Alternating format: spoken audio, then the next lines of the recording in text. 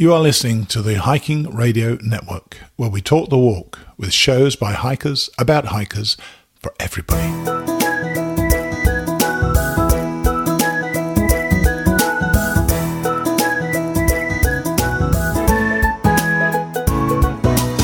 Mighty Blue on the Appalachian Trail, the ultimate midlife crisis. Join Steve and his guests every week as he staggers from Georgia to Maine.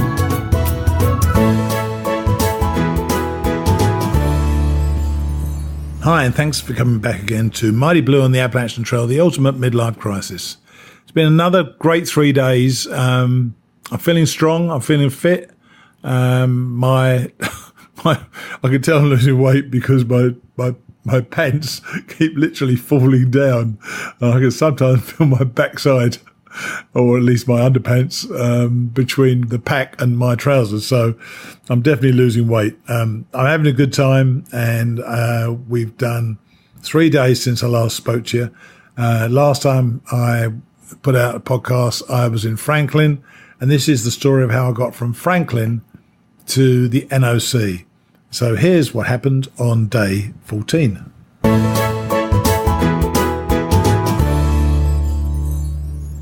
Day 14, Rock Gap, which is mile 105.8, to Sala Bald Shelter, mile 113.1. My day out of Franklin started just amazingly. I don't know whether I told you in the last one, I can't recall already.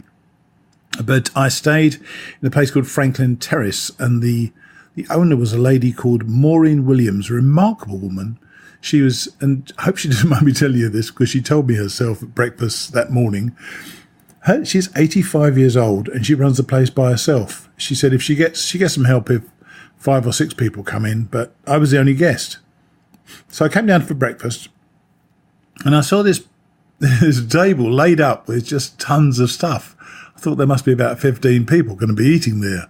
So I went into the corner, as most hikers do, where there is an electric point, so I could plug in my phone to keep charging it. And she said, I'll move all this stuff over there. I said, is that all for me? I wrote it down, and I took a picture of it, actually. I'll tell you what I had. I had eggs, bacon and hash browns, cream, honey butter, homemade jam, biscuits, a Danish, French toast. I mean, it was amazing breakfast. One of the best breakfasts I have ever had in my life. And Maureen sat down and chatted with me, which was really, really nice. Because I asked about the history of the house. It was many things over the years. She came into possession of it. She knew all the history of it as well, and she was just just a remarkable woman, and I loved my stay there. I could not recommend the place more highly. That's Franklin Terrace in Franklin. Then, believe it or not, I'm walking down the street. We're ready to go and get some resupply and then get back to the trail. And I'm walking down, with all my hiking gear on, and this guy is coming towards me. He's about 100 yards away, 50 yards away maybe, and he takes a picture of me. And he takes another picture of me, and I'm just about to say, "Oi, do you mind?" It was the mayor of Franklin. He introduced himself, and he said, "I'm taking pictures of hikers. Would you mind?" I said, "No, not at all." We had a really nice chat. He took my details and that I was hiking for the second time, and he gave me a coin, one of those, the army and the navy and the various services have these coins, quite heavy. He probably didn't realise that hikers don't like to carry too much extra weight, but there was such a kind gesture that and it was a town of Franklin coin, so I'm really delighted to take it. Anyway, I went to Baltimore Jack's to resupply, and I got a few things there, and they didn't have the food I wanted, so they said, well, there's a supermarket place called Ingles, which is about a mile down the road. So being a hiker, I didn't care. I just walked up the road. Maybe it wasn't a mile, actually, probably more like 3/4 of a mile. Got my various bits and bobs and went back to Baltimore Jack's, where they were going to take me at 11 o'clock with a couple of other young ladies. There are 2 places to get off the trail and to get into Franklin. I took, unfortunately, the first one, which was Rock Gap. So the other girls went to Winding Stairs Gap, and I had to go all the way back to Rock Gap. So I started hiking and immediately met Leanne. Leanne, remember, Wednesday, one of our Mighty Blue class of 2019. She'd been having a tough time, and she said she recognised that she'd had a tough time as well. And what's more, her sleeping pad has started to deflate. I mean, it was deflating her ego a bit as well. I think the whole thing, she wasn't happy about it, and she was going to Franklin to take a day off. And then I saw the Malone family. Yep, they're still going. I was worried about them, but they are just as happy as ever. It was starting to rain by then, and one of the girls suggested, "Oh, there's a tree. We can go and have lunch under the tree out of the rain." And so they did. They just went off the trail, got under this thickly leaved tree, and had lunch, which was really nice. When I'd been walking along with Leanne earlier, for some reason I was telling her about this thing that my wife insisted me wearing on the last hike, which was a whistle, which I was supposed to scare the bears away with. Well, wonder how well that would have worked.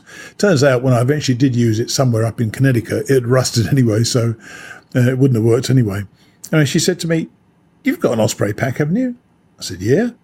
And she said, "Well, the sternum strap has got a whistle built into it." I've been hiking with this thing. I had absolutely no idea there was a whistle in my sternum strap. Well, good to know. And any of you with osprey packs, there is a whistle built into your sternum strap. As I say, after Leanne then got off at Winding Stair Gap, she the rain started, and she went into Franklin. But it was an easy hike, and I really enjoyed the whole thing, and I thoroughly enjoyed it. But then I was going down a trail, and I found a tube of toothpaste on the trail. It was actually on a rock, so I suspect it was deliberately left for someone. But you just can't do that sort of thing. And I told you the other day we'd attended a talk by the Leave No Trace people the other day. And when I was up at Train Mountain Shelter, 5-6 days ago, my friend first grader had something to say about this. And being a first grade teacher for all his life, he boiled it down to just one word. So hear what first grader had to say. Now, I promise we're not going to have first grader on every episode, but I mentioned the other day we were at Mountain Crossings, and they were talking to us about Leave No Trace, a really important principle of the trail. And there's lots of different rules and stuff, and we're certainly not knocking those guys for doing it. But yet the next day, first grader said to me, "There's only one word you need for that." So tell us about it then. Well, I read all the points, the Leave No Trace points or rules or whatever they're called on a poster, and it all boiled down in my mind to one word, like you said, and that's respect.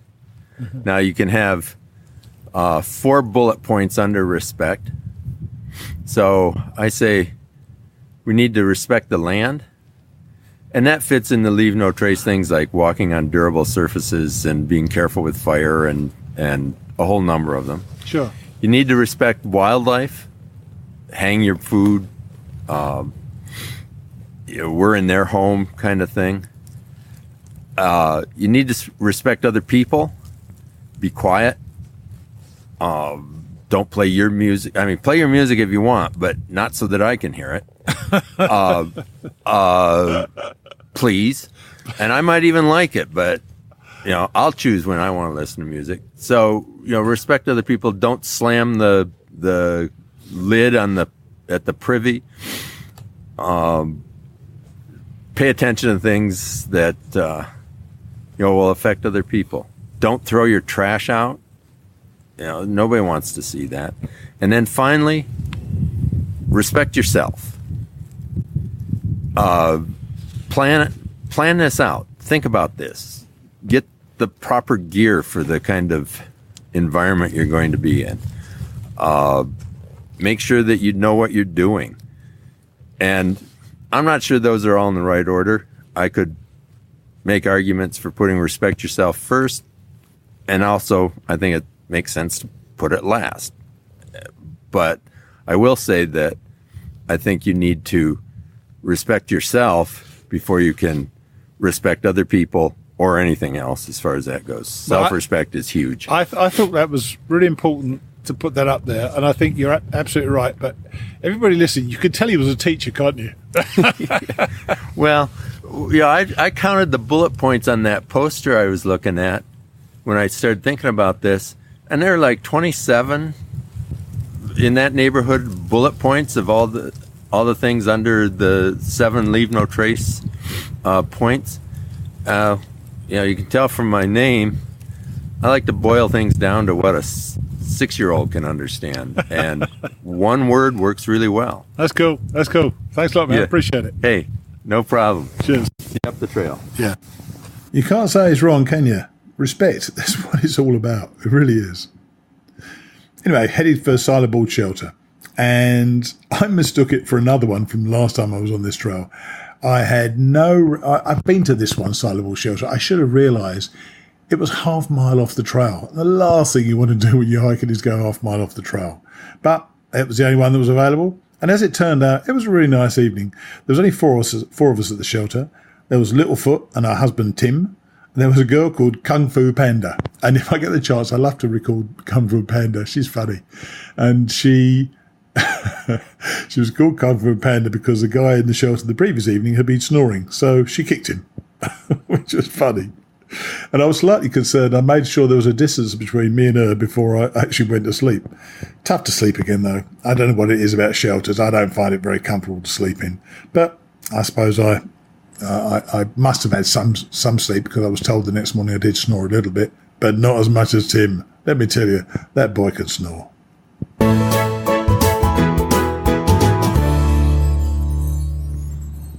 Day 15, Sala Bald shelter, mile 113.6, to a campsite just beyond Cold Spring shelter, mile 125.3. Well, we knew this was going to be the toughest of the 3 days between Rock Gap and Nantahala Outdoor Center. We were quite a bit of the way up Sala Bald, and we came to the summit pretty quickly, and it was a beautiful meadow, a bald. It's absolutely beautiful up there. Until you've been up them, you just can't tell how glorious it can be. But there were plenty of ups to Wire Bald, and I struggled pretty much all day long with it. It was really hard work for me. I really found it tough. But I eventually got up there, and it was a beautiful day. And I sat by myself because there were 2 hikers sunning and sleeping in the sun. So I pretty much had the place to myself. And I made sure I had lunch. My mistake previously had definitely not to have eaten enough. And I was really packing out enough food now to make sure I had at least 2 bars, one in the morning, one in the afternoon, and a proper lunch, a wrap with something in it, and maybe some string cheese or something like that. But I made sure I had enough. And I had this at the fire tower. But what a panorama. It is just so glorious up there.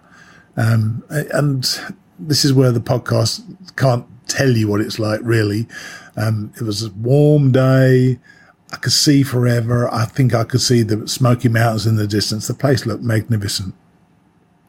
So I took my time, and I made sure that I was always feeding at the lower gaps and drinking water, because I knew there were ups. So if I could get some extra energy as I was about to start an up, that's what I did. Eventually got to the shelter, Cold Spring shelter, and I read that there were tent sites about 0.1 of a mile further on. What a find that was. It was a bit of a mission after a struggle uphill day to walk another 0.1 of a mile and then go uphill from there. But when we got to the top, there was this glorious view. We were on a ridge. There was me, Littlefoot and Tim, and a guy who's section hiking. I can't recall his name, actually, and some others turned up later. But I was pretty much camping by myself, 50 yards from the nearest person. There was a little table and chairs sort of thing, which was a perfect place for me to set up my food, set up my tent. I set up my tent really well today. It was as big as it could be. If you know the Z-Pax duplex, you can put a piece of wood behind each, but where your feet go and where your head goes, and extend the height of the wall. I didn't get any condensation in there. It really was a great setup. And I sat there while the sun went down, although it was beyond another mountain, so we couldn't actually see the sun go down where we were. But it was just lovely, just hanging out there, reading my Kindle on my phone, and just enjoying the evening. And it was a struggle, but I'm still positive, and it is the NOC tomorrow.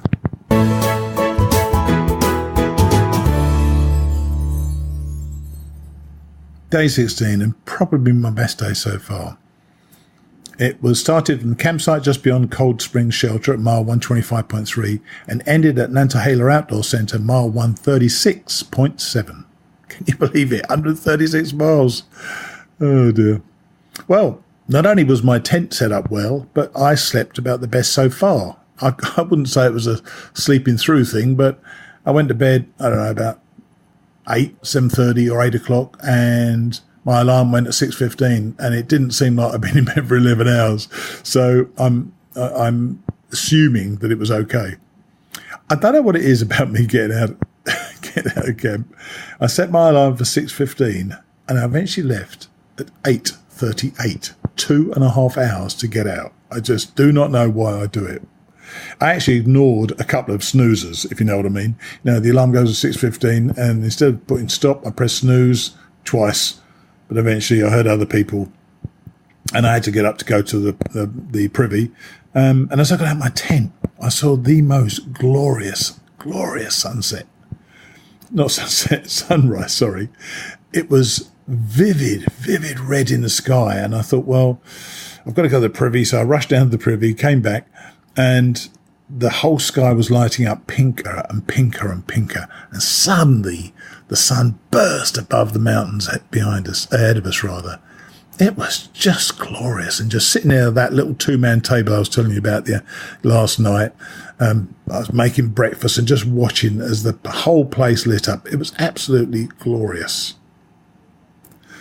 The day turned out to be, well, sorry, that's not true. It looked to be a fairly straightforward downhill into the NOC. It turned out to be very, very different. Soon I came to a little blue side trail, Rocky Bald. And as you know, I love these little balds. And I missed a lot of them when I did the hike first time round. And I thought, I actually went past about 20, 30 yards past. And I thought, now I'm going to go back and sit on that board and see what it looks like. And I went up there. There was a guy just sitting there, just looking out on this glorious view ahead of us. It was beautifully warm. The sun was up. It was a very clear day. You could see for miles and miles and miles. Turns out his name was Rowemer, R-O-W-E, which is his last name, and M-E-R, Rowemer. I spoke to him for a little while, and we sat and so on. I said, would you let me say a few words, because he told me really why he was there. So let's hear what he said. Right, I took a video just now, sitting at the top of Rocky Top Bald with a guy called Rowemer, and he spells it R-O-W-E, that's his last name, M-E-R. And we were watching this magnificent view, and I asked him why he's doing this. So Rowemer, tell me why are you doing this? Yeah, I turned 50 this year, and I wanted to do something really big for my 50th, kind of, This is really big. And it's pretty big. And so I've done some other large events, ultra marathons and stuff, and I was trying to decide something to top all that. And then I was like, I don't really want the competitive thing. I want it to be meaningful as well. Yeah. And we grew up backpacking as kids. I'm from Western North Carolina, and we always talked about doing it as a family years ago, and we didn't. And so this is the year. So I've been backpacking 45 years, and wow. Yeah, I got my first pack when I was 5 years old. There was a little outdoor store called Diamond Brand in Hendersonville, right. And they still there? They have one in Asheville now, right, but okay. REI and stuff's kind of taken over it. But it's still a little store. But yeah, so it's been a 45-year dream, and it's my 50th birthday this year, and my wife's 100% behind me and said, "Hey, do it." Yeah, and here I am. That's the important thing. Yeah, the people at home they buy into it, don't they? And yes, they do. That's a really important thing. So, yep. And I've caught you. We're not on the Appalachian Trail right now, are we? We're a little side trail, Rocky Top Bald, because you don't want to miss these things, do you? No, you don't. I foolishly missed a bald yesterday. I started thinking, well, if I hurry, I can make, this certain pass, this certain crossing, and I'm not doing that again. If there's a side trail with a view, I will take it from now on. And this is one view, isn't it? Eh? It's absolutely gorgeous. We're sitting up here in the sun. It's about 10 o'clock in the morning, probably, and it is just glorious. Yep. And I'm going to take a picture and probably put the picture in the show notes of Rowemer with the view in the background. That'd be pretty cool, wouldn't it? All right, well, thanks for talking to us. Bet. Thank you. Good luck in your trip. Hey, enjoy yours. Cheers. He's a really nice fella. He's super fit and brimming with energy. Not too bad at 50, let me tell you. Then we had a glorious opportunity to hike along a ridge. There were some intermittent ups and downs, but the ridge was up over 5,000 feet, and I really, really enjoyed it. And then we were down into Teleco Gap, which is quite a deep gap, before our only really extensive climb up to Sala Bald. And that was really tough. I remember it when I did it in 2014. It seemed to go on and on and on forever, but I eventually got there. And when I got there, just coming down from the tower, which I think had been recently rebuilt after the fire, was the Malone family. And I'd heard them singing on the trail before, because when they get down or they just want to make a bit of noise, I guess, I'd heard them singing in the woods, which is really nice. And I thought it'd be really, really nice to record them. So I asked the girls if they would sing for me, and they did. Listen to this. I'll tell the world, I'll sing the song. It's a better place since you came along. Since you came along. Your touch is sunlight through the trees. Your kisses are the ocean breeze. Everything's alright when you're with me. And you're my favorite thing. Oh, the love that you bring. What feels like I've opened my eyes again. And the colors are golden and bright again. There's a song in my heart, I feel like I belong. It's a better place since you came along. It's a better place since you came along. I see the whole world in your eyes. It's like I've known you all my life. It just feels so right. So I pour my heart into your hands. It's like you really understand. You love the way I am. And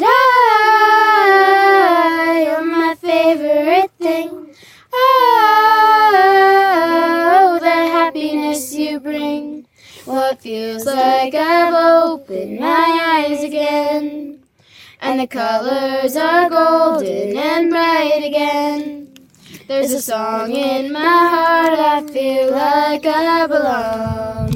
It's a better place since you came along. It's a better place since you came along.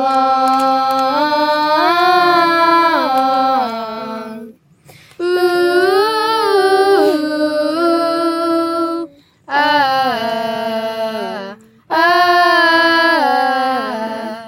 ooh. Now I'm alright. Now I'm alright. Everything's alright. 'Cause it feels like I've opened my eyes again. And the colors are golden and bright again. There's a song in my heart, I feel like I belong. It's a better place since you came along. It's a better place since you came along. Fantastic. Well done. Round of applause over there. Very, very good. Thank you, girls. You did great. Thank you. I thought that was utterly delightful. You know, while Jay's a little bit shy and she was reluctant to start singing, but then she sang, and little Bunny was tucked under her mother's arm and she was kind of singing every now and then. But the sparkle machine stood on top of a rock and belted it out. And Horsepower sat there giving the bass to the song. She sang really beautifully as well. And I just thought to hear those girls singing there at the top of that board was just so magnificent. I really did. It really gives me chills thinking about it, I tell you. So after the girls and their parents left, I sat down with Rowemer, another guy called Yeti, and had a bit of lunch. And then we had this really thrilling ridge walk down. And the path is only about, 18 inches, 2 feet wide. And then on this ridge walk, there were places which really 2 feet either side of that was a plunge of hundreds of feet either side. It was beautiful going down there. And it was kind of scary, I must admit. And I did worry about bumping into the Malones, and they might be in trouble getting the girls down there. But they stayed ahead. They did real great. And I actually sat and spent a bit of time just looking out into the distance on the trail with, I say, literally hundreds of feet below me on either side. This beautiful vista, it was just a magnificent thing to do. Much different to what I remember. I don't remember it being as thrilling as this when I came down before. So as I say, I saw the Malones again, and they were getting their kids down there, and they got down there. So, and I saw them later in town as well. So I know they were all safe, which was great. And I bumped into, we came upon some trail maintainers. And in an interview I did a few weeks ago, someone said that the trail maintainers' average age is about 66. And these were certainly people in their 50s, 60s, and even 70s, I'm sure, making our days better by sorting out the trail to make sure that any dangerous parts of the trail are held up and looked after. And you just got to wonder at the people who do this and the good hearts they have, the kind hearts they have to try to make our days better. Further down, I bumped into Tim and Littlefoot again, and we hiked pretty much the rest of the way together. I was running out of water, and suddenly I saw a stream emerging from the mountain and glugged an entire litre of water down. It was glorious. Well, we got into Nantahala Outdoor Center. It's really a huge river running through the town where they do a lot of these paddle boat, these guys paddle upstream for some strange reason. Don't understand that at all. And we were staying at, and Tim and Littlefoot had mentioned this place to me, the log cabins, about 1.5 miles out of town. And the room is fabulous, and it looks like a log cabin. It's lovely. But it doesn't have internet. It doesn't have cable. It hasn't got laundry, which I was really hoping to do. But they're very helpful there. And the lady in charge said, you can hand wash your stuff and hang it and put it in the kitchen, not the kitchen, the bathroom, and I'll bring you a dehumidifier. It'll all dry out. Well, I did the washing about 3 hours ago. It's all nearly dry. So good for them. They're really nice. But the most disappointing thing about this place was that the pizza restaurant right across the road doesn't open till April. So that was disappointing. But once again, the lady was very nice and took us down into Nantahala. Tim and Littlefoot and me, we went down and had great burgers, and I'm now back in the room. And that's the end of the third day. And what I really regard as the end of the first session, this is a big session, 136 miles, but I feel that this is the end of the beginning. In a couple of days, I'll be in the Smokies. And then soon after that, I'll be in Virginia. So it's starting to happen, and I'm thoroughly enjoying myself. And I'll see you next time.